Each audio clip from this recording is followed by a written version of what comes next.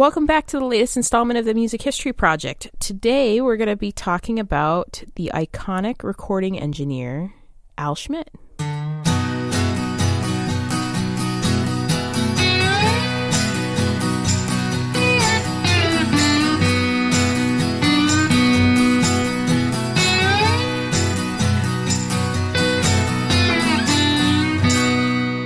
Welcome to the Music History Project. We're your hosts. I'm Elizabeth Dale.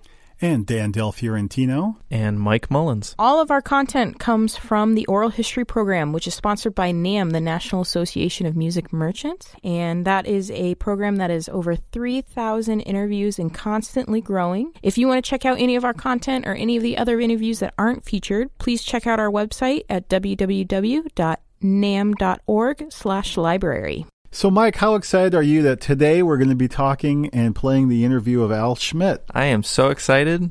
Al is a hero amongst heroes, and it's so wonderful to see Al coming to the NAMM show and being participant in the TEC Awards, for which he won a Lifetime Hall of Fame award for the TEC back in 1997. Always there supporting, just such a great guy. He's a mentor to many engineers and has had a absolutely stunning career as a recording engineer. In fact, did you know that he was the first person recording engineer ever to have a star on the Hollywood Walk of Fame? We did know that. I did actually know that, yeah. Tried to stump us, but no, because we Googled it. Yeah. What year was that? It was in the... At some point between the first star going in and this last one that was installed. Very good. I'm going to guess 2010. You would only be off by 4 years. 14. Very good. Got it. Well, Al is such a great guy. For those of you who are friends with him, you know, I don't have to tell you, he's a very giving and generous person who really looks for opportunities to help and encourage people, especially young engineers. So it's really a kind of an opportunity for us to have recorded this interview and help establish and prolong his great legacy in the music industry. So today we're going to be focusing on the interview that he gave us during the NAMM show in 2011. And I guess the first thing we're going to start with is as a kid growing up. Well, Al, thank you so much for taking some time. I really appreciate it. This is my pleasure. I always enjoy doing these. One of the things that I've always been interested in is the passion that people have for music. And I wonder for you, did you have a lot of music in your home when you were a kid? Yeah. I had a tremendous amount of music in my home. We had a phonograph, and my father worked for Majestic Records, the pressing plant. So he was always bringing home all the new stuff to listen to. And then my uncle was one of the more famous recording engineers of his time. He had worked for Brunswick Records for years and then started his own studio.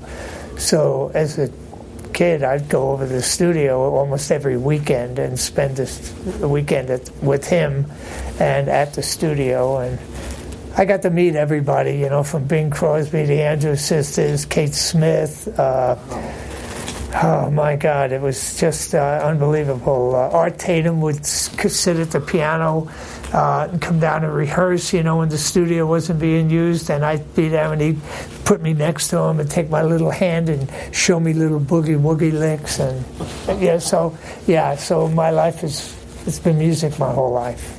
That's incredible. Yeah, I'm blessed. So what did your dad do with Brunswick?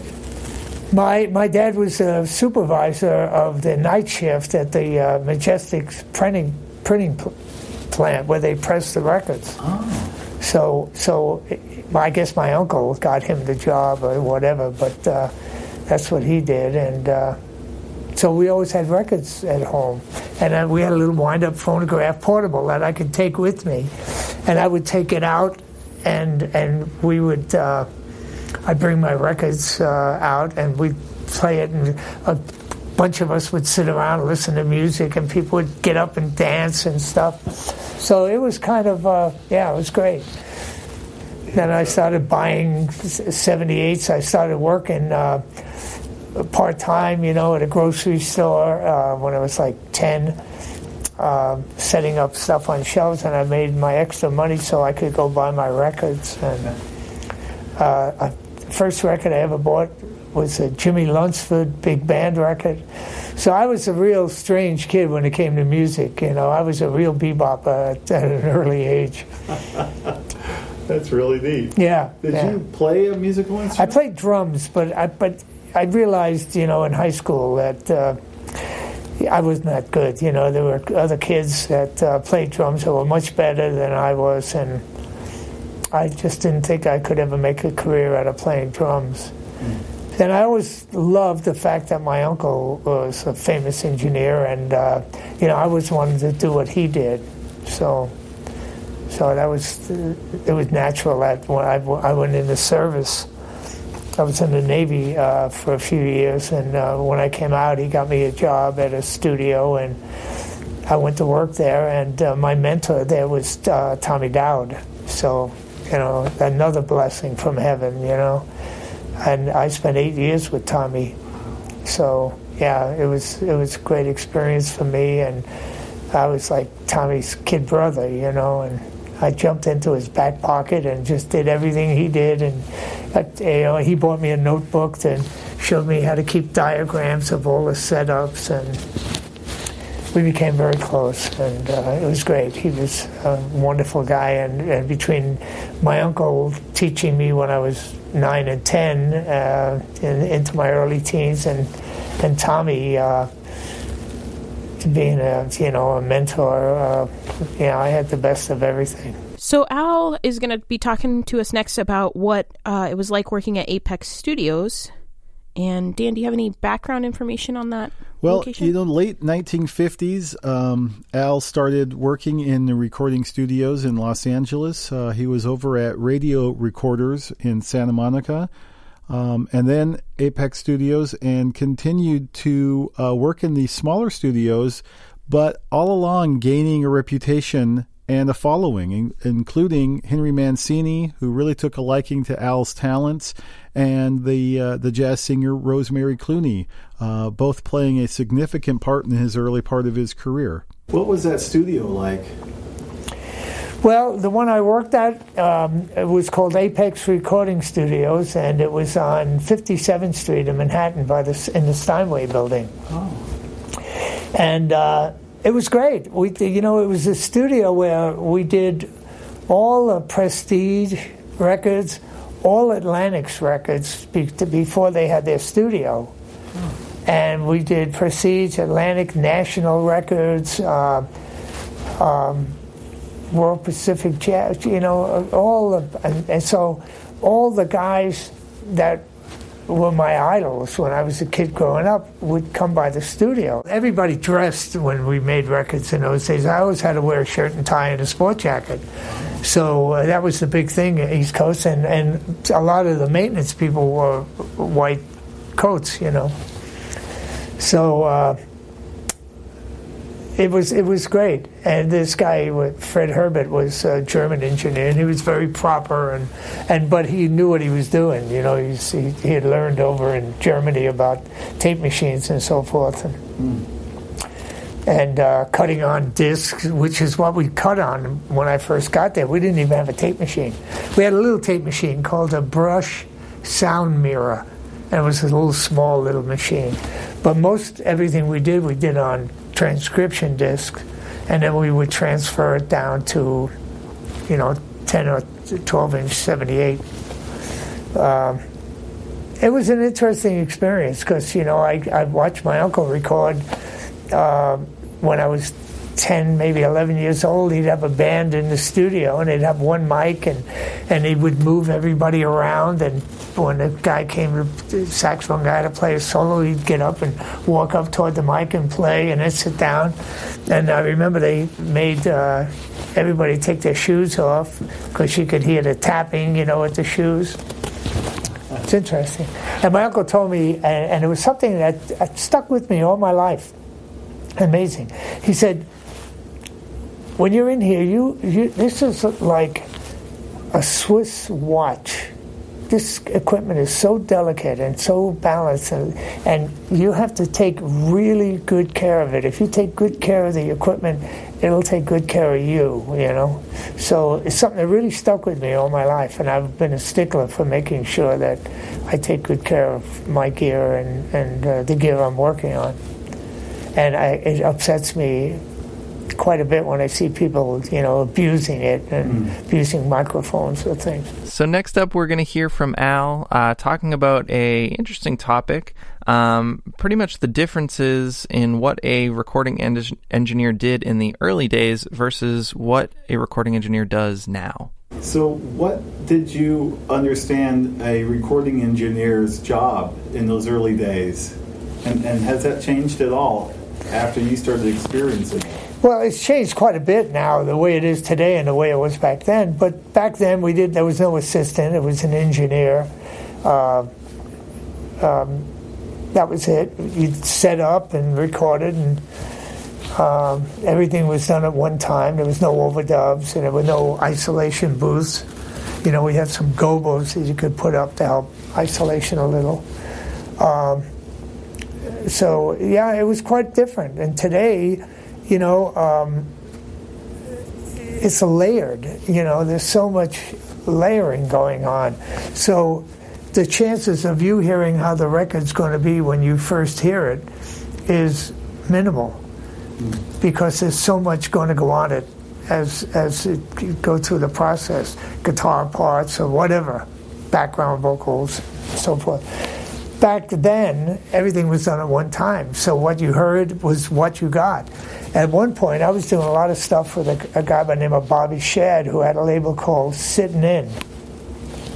And it was a lot of blues and that kind of stuff that we did, and Lightning Hopkins and those kind of people, Wynonie Harris, a bunch of those. But we would do a record, and we'd do 4 songs, and then we on the transcription, we transfer it to a 78 acetate, and then we'd get in the car, he and I, Bobby Shad, and drive up to Harlem to the radio station up there, and there were famous disc jockeys up there, Willie and Ray, and they would put the record on as we were driving in the car back to the studio. We could tune into their station and hear the record we just did to see if we liked it or however it was, how it sounded on the air and so forth.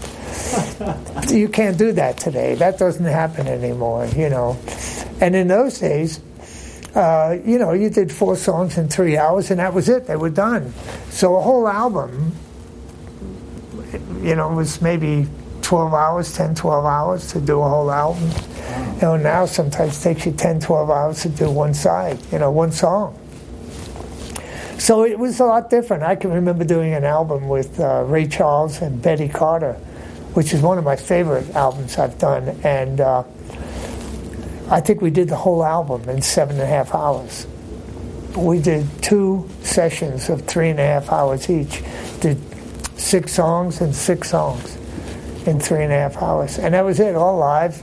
And big orchestra, strings, brass, the works. Huh. So it's great, there was a lot more tension back then because the equipment had to work, everything had to be right. All the musicians were there for a certain period of time, the vocalist or whatever. So it all had to be together. You didn't have much room for error. So it was a great way to learn. Yeah. Did any hits come out of that album? The Ray Charles album? Well, it's they did probably the most famous version of Baby It's Cold Outside. Yeah. And then I did a Ray Charles Country and Western Volume 2, and that had a few hits out of it too. So, yeah, a lot of hits were made, one at a time. I did one, when I first got into recording by myself after I was there about 4 or 5 months, I did one for Atlantic with the Clovers called Don't You Know I Love You So. That came out to be a big hit. It was great. So as we continue with our interview from 2011 with the great recording engineer Al Schmitt, I think it'd be a great time to just talk a little bit about some of the amazing things that Al has accomplished during his career. He's going to tell us about his first recordings in the Los Angeles area. And just please keep in mind that to date, Al has won 22 Grammy Awards. And in addition to that, he was also given a Grammy Lifetime Achievement Award, and has worked on, either produced or engineered over 150 albums that have either gone gold or platinum. So the guy knows his stuff, and it's really neat to hear his own words as how his career got started. So let's hear about his first recording. My first recording session. This is an interesting story. I think this might be worthwhile. I got to the point after about 3 months that I could go in the studio on Saturday and do what we called these little demo records. It would be like piano and voice if a guy wrote a song, and we'd do it on a 78 disc and give it to him, and I think we'd charge him $15 or something. And then, so I was able to do that. And on this one Saturday I went in, I'd be there all by myself. And I did, piano and voice, and there was a cantor who came in and did some cantoring, and we gave him the record and everything else. And around 2 o'clock, I had my last appointment. It was Mercer. So I'm sitting around waiting for Mr. Mercer, and the elevator doors open up, and all these musicians start coming out carrying instruments. So they said, "Where's the studio?" And I said, "Well, what do you mean?" "We're here for a session." I said, "Oh, no, there's some mistake." "No, this is for Mercer Records. Duke Ellington's son, Mercer Records." I said, "Boy, there must be a mistake." I said, they didn't have that down at all. I showed them the studio, and guys were going in. And so I tried to call my boss on the phone. I couldn't reach him. I tried to call Tommy on the phone. I couldn't reach him. So I had my notebook that Tommy had given me, with all my diagrams in it. So when I realized it was the Duke Ellington Big Band, I got my book and I got a big band setup that Tommy had done, and I went and I set up, got the microphones, put the microphones, where he had them and so forth. And that was my first record date. And I was sitting there, and Duke Ellington was sitting next to me. And he couldn't play piano because he was signed to Columbia. But this was for his son's label. Leonard Feather and his son had this record label. And Billy Strayhorn played piano. So it was that great Ellington band, with all those great players.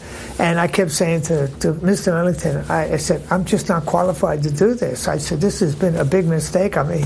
And he kept patting me on the leg. He said, "Don't worry, son, we're going to get through this." So we did. We got through it. I did 4 songs and got through it. And I don't think it was the worst record I've ever done. It certainly was far from the best, but it was an interesting way to start. And I think if I'd known the night before that I was going to have to record the Duke Ellington Band, I think I would have called in sick. That's how nervous I would have been.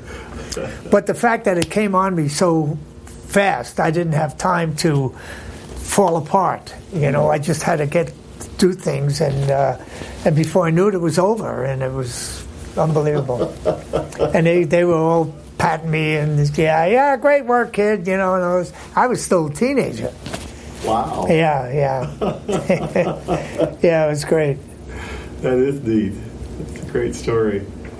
Well, you've worked with so many wonderful musicians. How does that?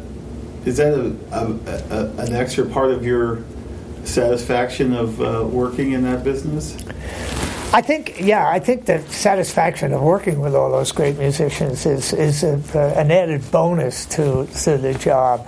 And then to become friends with so many of them, and close friends, and that was even more icing on the cake, so to speak. I tell people I lie to my wife every day when I tell her I'm going to work, I love what I do. I talk to all my kids and everything else. I said, I don't care what you do in life. just make sure it's something you really love to do. And if you do, you'll probably never work a day in your life and be very happy. So that's how I feel. I've been blessed to be able to do what I do and work with all the great artists, and from Sam Cooke to George Benson to Natalie Cole to Frank Sinatra to Hank Mancini, all the great old jazz, Dizzy Gillespie, Charlie Parker I got to work with. Wow. Yeah. Jerry Mulligan, Chet Baker. It's just on and on and on. It's amazing. I'll have to one day try to sit down and write something about everybody I've ever worked with, if I can remember them all. There's so many of them. That's amazing. Billy Eckstein, Billy May. Yeah. Did you work with Ella? No, I worked on one session with Ella, but when I first came to California, I assisted the engineer. Okay. Lowell Frank, his name was. He was a great engineer. And I assisted him on that one date. I didn't do much assisting. I usually was the engineer, but on this date, I was, and she sang, and it was a big band. And it was great. She was wonderful. Wow, what a singer. What a voice. So you heard Al there mentioning his first recording session, as well as some of the big names he's gotten to work with, specifically on the tail end there, the great Ella Fitzgerald, who we have one of us as a kind of a super fan. And it's not me. It's not me. It might be the person who named his daughter Ella. I'm just saying. And how fantastic. I mean, being a huge fan of Ella and sitting toe-to-toe with the guy who worked with her on some of her most iconic recordings is really neat. I'm also a little bit of an Elvis fan, and not really talked about too much in this interview, but Al also worked on Elvis's first recordings after he came back out of the Army in 1960, several recordings of which became part of the Elvis G.I. Blues album in 1960. But at that same time, he was working with a lot of iconic folks that really helped shape his career, one of which is a gentleman who was a close friend, and we're going to hear him talking about him now. That's the great singer Sam Cooke. Sam recorded a couple of iconic songs with Al, and Al engineered Bring It On Home to Me, Cupid, which was a big million seller for Sam, as well as possibly his best known tune, Another Saturday Night. Well, I wanted to make sure we talked about one of my all-time favorites, and that's Sam Cooke. And I've just learned that he's one of yours too. Sam is one of my all-time favorites. I had dinner with him the night he was killed. We had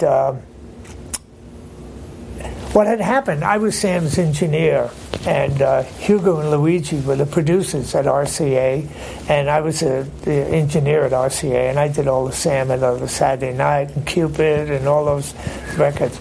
And so Sam and I became friends, and Hugo and Luigi, I got a promotion to the A&R department at RCA. I became a producer. And Hugo and Luigi left RCA to start Avco Records, another label. And so they were looking for somebody to produce Sam, and Sam said he wanted me, since I knew his style and we got along so well and all. So I started producing his records. I did the live album at the Copa, I did the Shake, and a bunch of things. So we were, and he was one of my all-time favorites. He had a great personality. He was spiritually an unbelievable human being. And in the studio, there was nobody like him. I mean, his ears, and he wrote all those songs, and it was just wonderful. And his voice, it was just a gorgeous voice. And you put the mic up, and it just sounded beautiful. And so we had done the Copa record and a few other things, put some stuff together, and then finally we were meeting at Martoni's and having dinner, and we were talking about the next album we were going to do. We were going to do a blues album, and So we had this great dinner, and then I left. I had to go see another act, and I told Sam that I would meet him at another club. That after I saw the act, I was going to a club called PJ's, and he said, "Great, I'll see you there." And that was it. And he went up to the bar, and I left and went to see this act, a guy by the name of Stan Worth, at a little club called the African Queen. And then I went over to PJ's, and he didn't show up, and it was about 1:30, and I left. I went home. Well, evidently he got to the club about 1:45 with this girl that he had picked up at the restaurant after we had dinner, and he wouldn't let him in. It was late. They were going to close at 2, and they said he was been drinking, and they didn't want him in, so he left. Anyway, I got a call at 5 o'clock in the morning from one of my dear friends, Lester Sill, who was he was the head of Coal Gems. And he called me, he said, "Al, Sam's been shot." And I said, "Oh my God." And I started to get up. I said, "What hospital is he in?" I'll go. He said, no, he's dead. I said, "Oh my God," it just broke my heart. And from that moment on, then the phone started ringing, and I was getting calls from London and from all the RCA people and so forth, wanting to know what happened, as if I was with them when he got. I said, "I don't know what happened." My wife at that time was a reporter for a newspaper, and she was able to get the police reports, so she was able to delve into exactly what happened or what they had in the police reports. So. It's just one of those things, mistake of judgment. What a horrible thing. Yeah, it was, because he was just in his prime, just in his prime. He was a handsome guy, and he was just an incredible dresser. Everything about him was personable. He wrote. He was a good businessman. He had everything. I mean, it was just, he would have been the next Nat Cole at that time. So the great part of that is that I had the experience of being with him and spending a lot of time with him and becoming very close friends. And, the sadness of the loss, of course, is something you never forget those things. But at least there's CDs out, and people. I still get people all the time tell me Sam was their favorite artist. So I always thought it was ironic that one of his last recordings was "Bring It On Home." Yeah. Did you feel that too? Not really. No, I didn't. I didn't think about that. Bring It On Home was not one of his last recordings. It was done a little earlier. Oh, okay. So we did, I don't know, maybe 2 albums, a couple things after that. Okay. So, but what a great song, what a great recording, and the best. Yeah. Just an amazing guy. So, and the Copa album, I think he did the show at the Copa, and all the mob guys were there, and he killed it. He had worked there once before, maybe 5 years before, and stiffed. And so he this time worked up the show, and I was there with him, and they worked up the show, and we went up to the Catskills and did the show up there one time just to iron out any kinks, and then came down to the Copa and did the Copa, and it was an amazing success. I mean, the people were tamping their feet and clapping and singing along, and on Friday night the Mafia guys would be there with their girlfriends, and on Saturday night they'd be there with their wives. It was it was really funny. Boy, you've had some amazing experiences.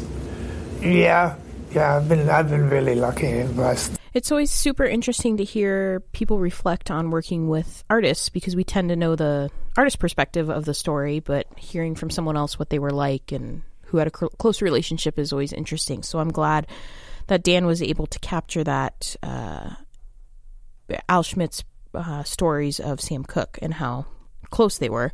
We're going to move on, because you can't really have any podcasts listening to a recording engineer without talking about gear. So I know Dan wanted to mention some stuff about Al's role as a producer. Right. So it's really interesting is that he took advantage of being there at that time. And as his career was developing as an engineer and being around all of these artists, some of them like Sam Cooke becoming personal friends, he had an opportunity to produce some albums. And he started that in the mid-1960s and worked with people like Jackson Browne, Neil Young, Paul McCartney, Ray Charles, Quincy Jones, and Steely Dan, among others. So that's a part of his career, as Elizabeth was alluding to earlier. Talk about behind the scenes. This guy is really behind the scenes and sort of the ultimate behind the scenes kind of guy. Most people think of him as an engineer and had no idea that he is such a prolific producer as well. So we're going to continue on with our 2011 interview with Al Schmitt. And here he is talking about recording gear. One of the things that I wanted to cover with you, Al, is just some of your thoughts about the change in gear and equipment and some of the landmark innovations that you took part in and witnessed during the years. What would you say are some of the top innovations as far as recording? Well, certainly one of the top things was Les Paul coming up with the multi-tape machine, the multi-track tape machine. I mean, when we heard, and I've known Les all my life. I first met him when I was 9 years old, Les. He was like an uncle to me. And because he and my uncle worked together on a lot of stuff. They designed gear and stuff together. And so all my life I would run into him, and, he was just... But when we first heard, How High the Moon, nobody could believe it. How did he do that? Holy smokes. It was great. And then Tommy Dowd got a multi-track tape machine for Atlantic, and he started doing a bunch of stuff like that. But I think that innovation was the start of it all. And then, we had mono and 2-track machines, then 3-track, then 4-track, and then 8-track. And then from 8-track, we went to 16-track, and I can remember a bunch of us sitting around saying, what the hell are we going to do with 16 tracks? And now I get stuff that I'm mixing. Sometimes they have 100 tracks. I mean, it's just unbelievable.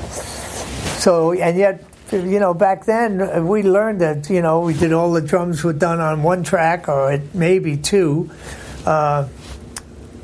So, once we had the option of Pro Tools and to be able to then start moving things around and spreading things out, then everything got its own track. And it just takes longer to make records because you got the mixing, it's more expensive, and it doesn't sound any better than what the records were when we were doing things direct to mono and 2-track. So I don't know, but I think the multi-track tape machine was probably one of the best things. Of course, Telefunken coming up with the great tube microphones, that was really, Germany, they had tape machines when, at the end of the war, the Americans who went into these places, radio stations, they didn't know what these things were. They were tape machines, and the tape was metal tape. Yeah, it was, so they were bringing these things back, and that's where the development started coming. Germans had, they had that stuff down, microphones and that. So I don't know. And then Pro Tools, of course, is a major thing at this point because a lot of people work, I'll tell you that. But you can, back when we were punching in on tapes and all, and you punched in, you had to be right on and punch in and punch out at the right time. With Pro Tools, if you miss the punch, it doesn't make any difference. You could just fix it. So it's so easy to do. But it just costs more to do now, and I think budgets have gone through the roof.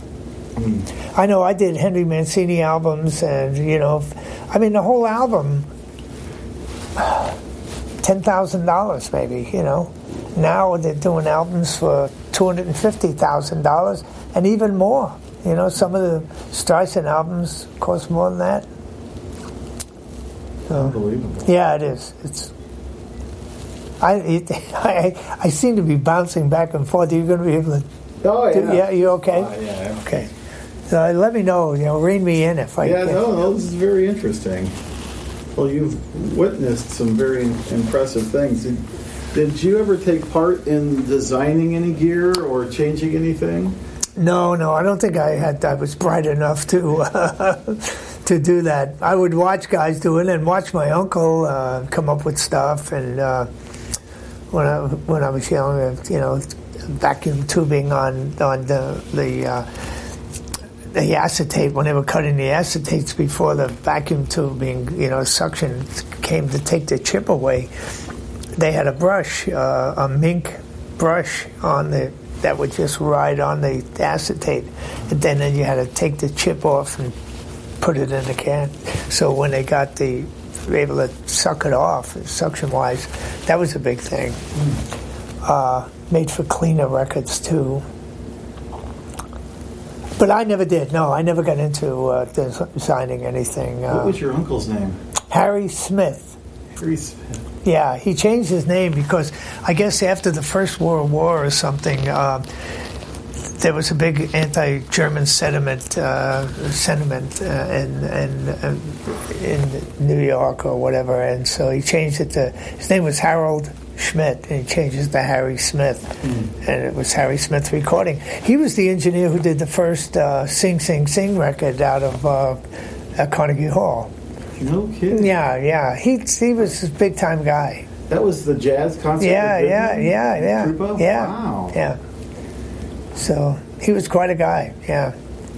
Boy, it sounds like. Yeah, I learned a lot from him. You know, just hanging out. The great thing was, you know, we were really poor. My father and my mother, and I had a little younger sister and two younger brothers, and he was very well off. He had a brand new car, you know, a convertible and that, and he had this great apartment in Manhattan.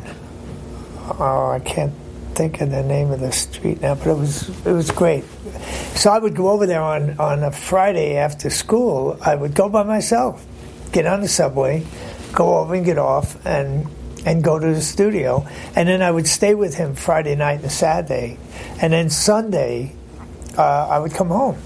But every time I left, I think my father in those days, this before he went to work for Majestic, he was working in a printing company, and he was making $17.50 a week.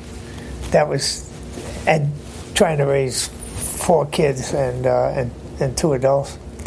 And so my uncle, every time I left, would give me a $20 bill, and which when I went home I would give to my mother, and so it kind of doubled our income. And he would give it to me that way because he tried to offer money to my father. My father was too proud to take it, so but so he'd give it to me and I'd give it to my mother, and my mother would use it for food and whatever. So it was interesting. But he took me to I was a big boxing fan as a kid, and I always wanted to be a boxer. I think that was my first love. And he would take me to all the main fights at Madison Square Garden.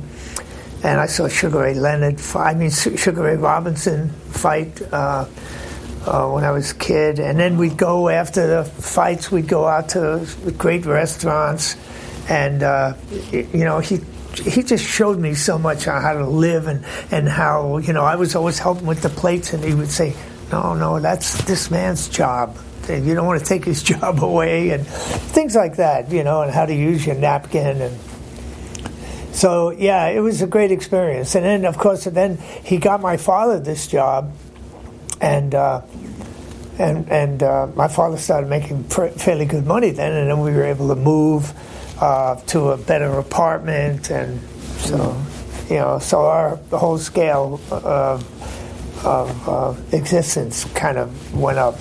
So, but when we were down and there was not much going on, he gave me that $20, and I'll never forget that. It was more money than my father made working 5.5 days a week, you know. So, Sounds like quite a guy. He was quite a guy. He was my father's brother. He was also, he never had any children, so I was like a second, a child. He was like a second dad to me, actually. And he was also my godfather, which was kind of nice also. Yeah. Very neat. Yeah. What was his thoughts when you got into the business? Was he proud of that? He was very proud of me. Yeah, very, very proud of what. And God, if he was around today, so what I've done in my life in the record business, I'm sure the buttons would pop from his shirt. Yeah. I've been really, blessed. I was able to work with a lot of great people, a lot of great artists, and I've won so many Grammys, and it's good. Yeah. Yeah, he'd be very proud. I know that Les Paul was very proud of me too. Mm. He told me quite often I'd run into him at Capitol when I'd be doing a date there, and he'd stop by there, and he'd come down to see me. We'd talk, and he always messed up my hair. Even when I was a little kid, he just loved to mess up my hair, and then he had this pixie little smile, and I hated it, little kids hate to get their hair messed up and all, and he would do it to me as I got older. He was quite a guy. Okay, so that was Al Schmitt from the NAMM Oral History interview, and a little bit of work there with Les Paul, which, of course, is ironic because Les Paul was very important in the development of some of the awards of the TEC Award. And Al, of course, is very instrumental in that award as well. In fact, in just a few minutes, we're going to hear Al's views on the TEC Award. But before then, we're going to talk a little bit more about some of the folks that Al worked on later in his career. Of course, being at Capitol for so many years, Al had the opportunity to work with Frank Sinatra.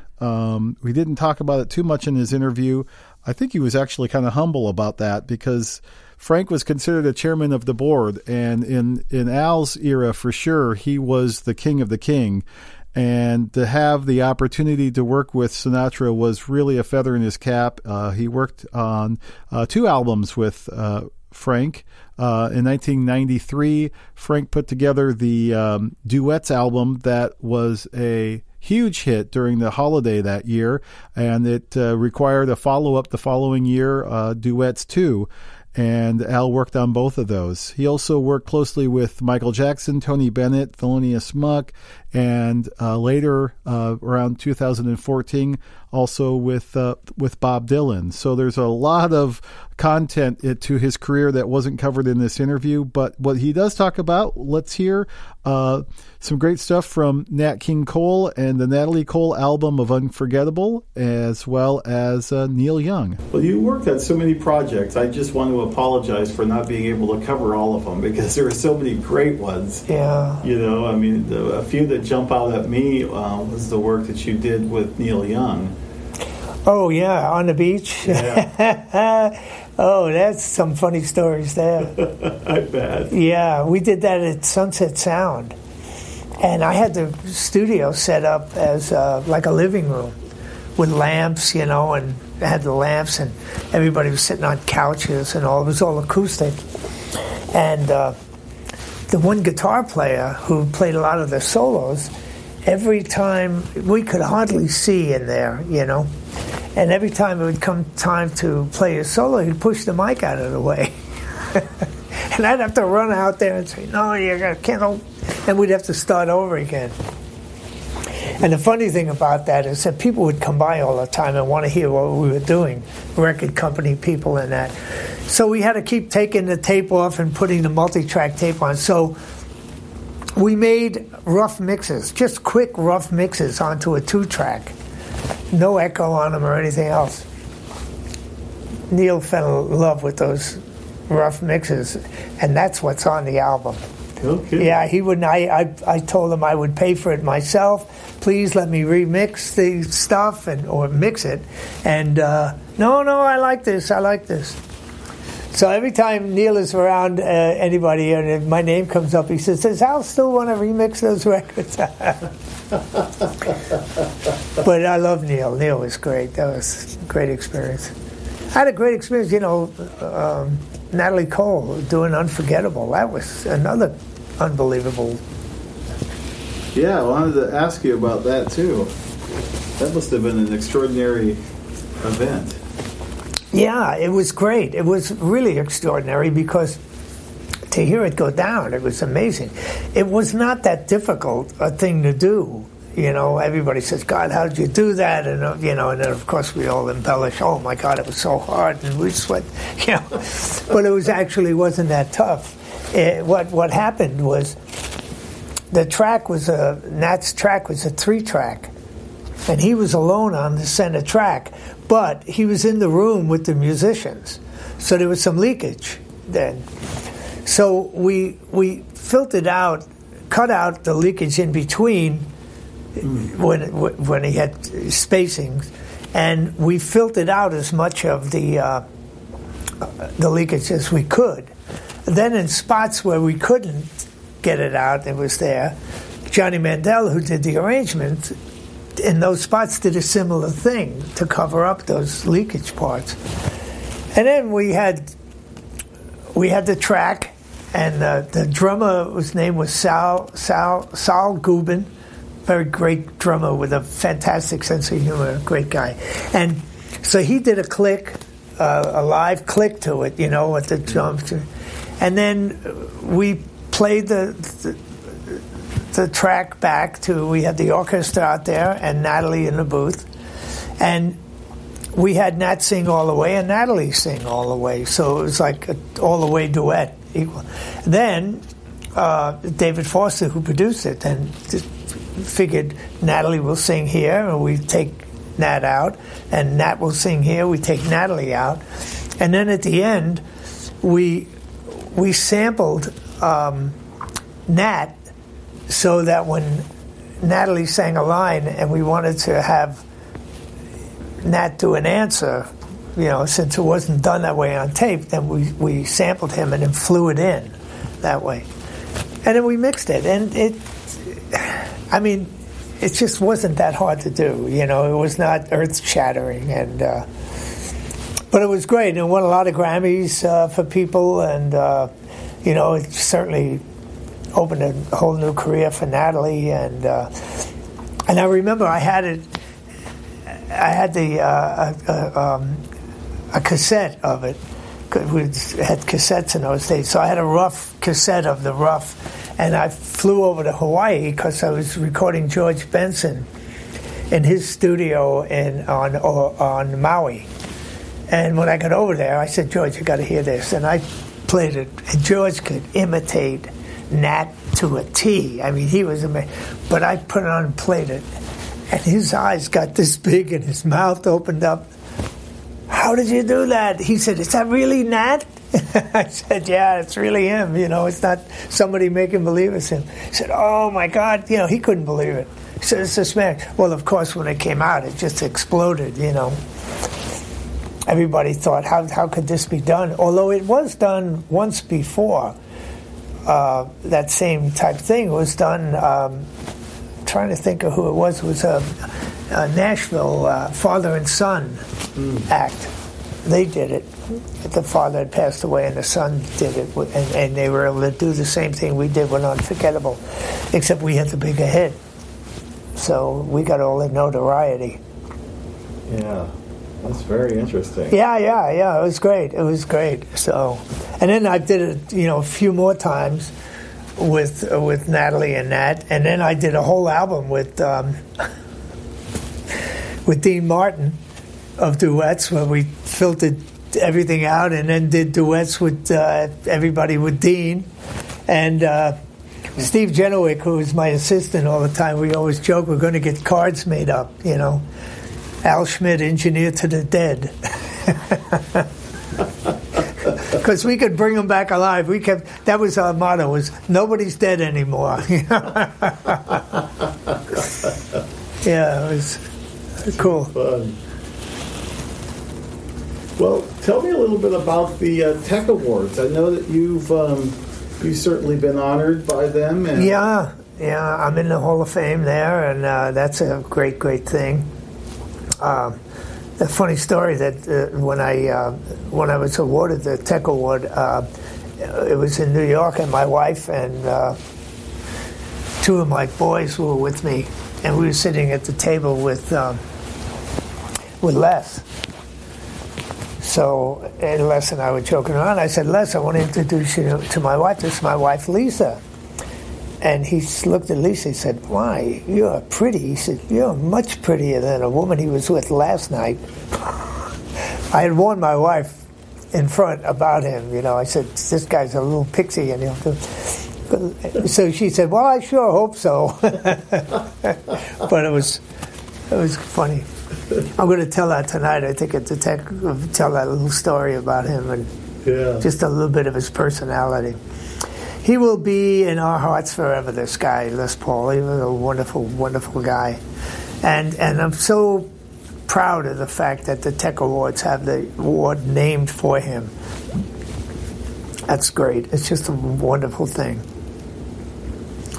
I have 20 Grammys, and I have 17 regular Grammys, and then I have 2 Latin Grammys, and then I have a Lifetime Achievement from the Grammys also, a Trustee Lifetime Achievement Award.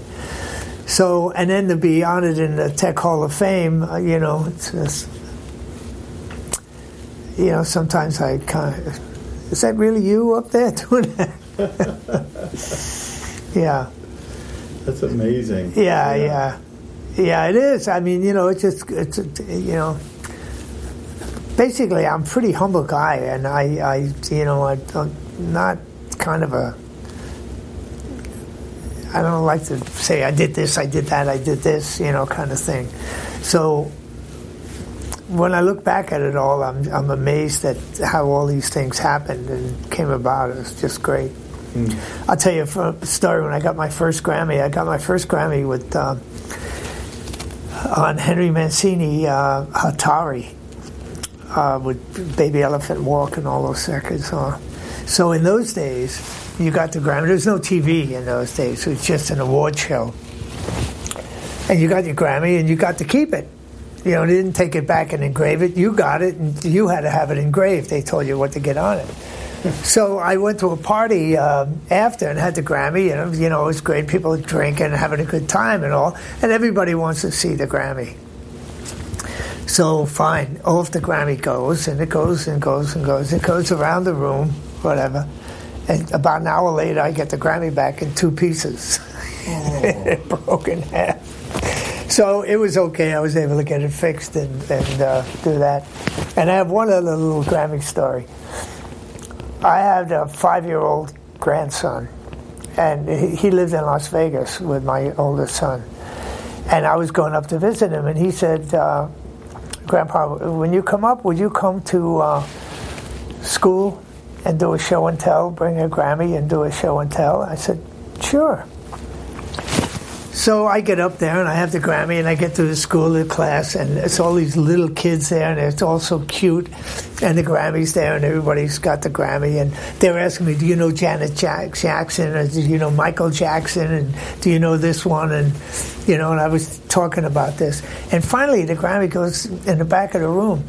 A little kid back there says, my dad's got one of these. And I said, really? I said, what did he get it for? He said, bowling. So it put it right in perspective, It was really cute. I love that story. It's so cute, man. My dad's got one of these. Oh, wow. God, I couldn't believe somebody up there also had a Grammy, and he got it. His dad had it for bowling.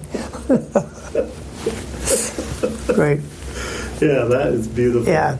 Well, Al, I'm so grateful for your time. Thank you so much. Absolutely. I could stay here as long as you want me, I know. I wish we had I know. You got other people. Yeah. I'm anxious to see you tonight. Absolutely. I'll be there tonight. I'm looking forward to that. the first time the Tech Awards have been at the NAMM show, so I'm very excited. Yeah, I am too. I think it's just great. I'm excited about it. So that is going to conclude our 2011 NAMM Oral History interview with Al Schmitt. As always, thank you so much for joining us, and we'll see you in 2 weeks. If you have any ideas for future podcasts or potential interviewees, drop us a line at library@nam.org. Bye. Bye-bye.